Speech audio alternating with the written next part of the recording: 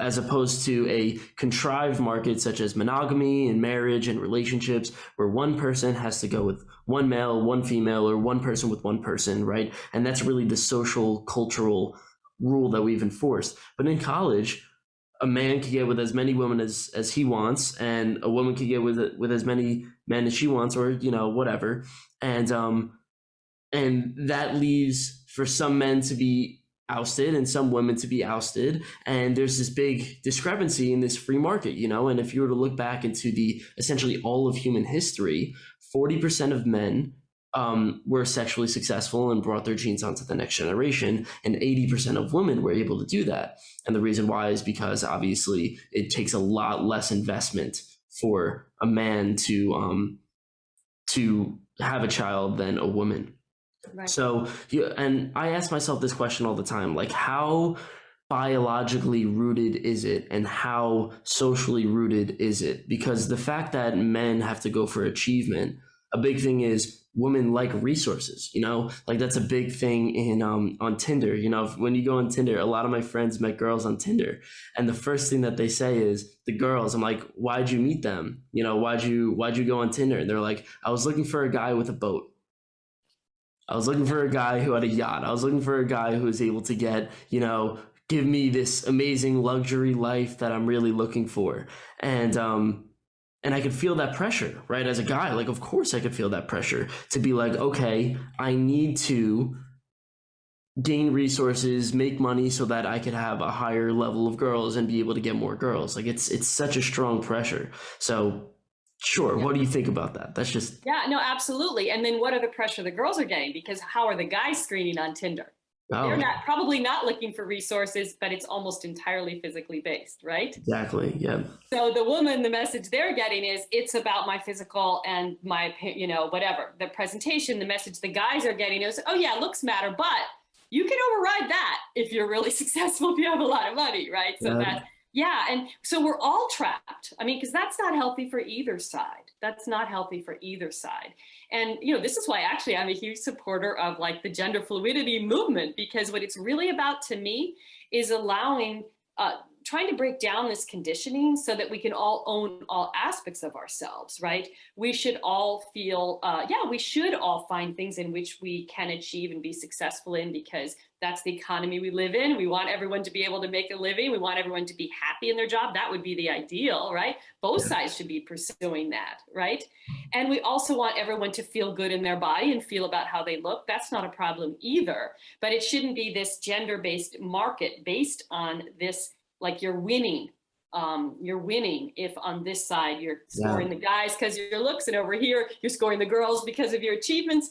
That is so skewed, and it's forcing people who are individuals to overemphasize one side of themselves at the expense of the rest of themselves, right? That's a really interesting question. So like, we see that, right? We're having this problem with, yes, exactly what you're talking about. How does someone balance it? Like, I go to the gym all the time and I see girls doing their, workouts to make their butt look bigger and to look as good as they possibly can. Of course, guys are doing the same thing at the weight room. So how exactly do we psychologically, energetically balance it so that it's not like we really need to do it, but at the same time, like, maybe do we want to really move ourselves up in the market, or is that really not important at the end of the day?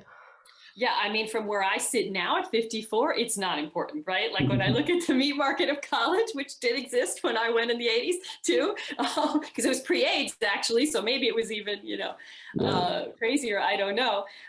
But you look back now and you're like, oh gosh, none of that mattered. People find the relationships that have lasted, people find they connect on another level, and then none of that stuff matters, right? But it feels like it really matters at that age because it's really about validation from the external world. So as a culture, what we need to shift is, how do you grow up so that you're truly valuing yourself, getting to know yourself, valuing yourself for who you are, what's unique about yourself, and others too. And that's the level you're looking to connect at. And that sounds very pie in the sky, but that's ideally where we're trying to get to. And then it's not so gender-based. And yes, you can still want to be as attractive as you can as an act of self-love. not as validating your worth, so that when you look in the mirror and you have a bad hair day, or you have zits, or you've gained a couple pounds on vacation, you're not filled with self-loathing, which is what happens when you're on that, or you fail a test and you think, oh, now I'll never get into the college I wanted. You think that's a huge, your life is over, right? Yeah. Those are the problems. Now, unfortunately, I mean, I love social media, but social media has exacerbated that in this. Oh, of course. Because it's so visually based, and it's so like post your accomplishments based. Those are the two things we do. So it's fed this even more. And I have 3 teenagers. So I'm like so hyper aware of this, right? And so it is a cultural change that I think we all need to be working on. Yeah. And going inward is, to me, the answer, and cultivating that as like what life is actually about. Well, that's what it seems like, like I see it all the time in college and with girls and with guys too. Like I see it all the time. It's like, especially when it comes to like a relationship, like getting into a relationship, there's so much insecurity there. There's way too much insecurity there, to the point where somebody is getting into these like 2-week, 3-week relationships, these sort of like flings, to the point where maybe you're looking for a long-term thing, but the only thing you're really looking for in that 2 to 3 week fling is something like validation, something like, okay, getting this really deep bond connection with this one person, and then not really looking for the long-term prospects, because there's so much underlying problems that exist underneath.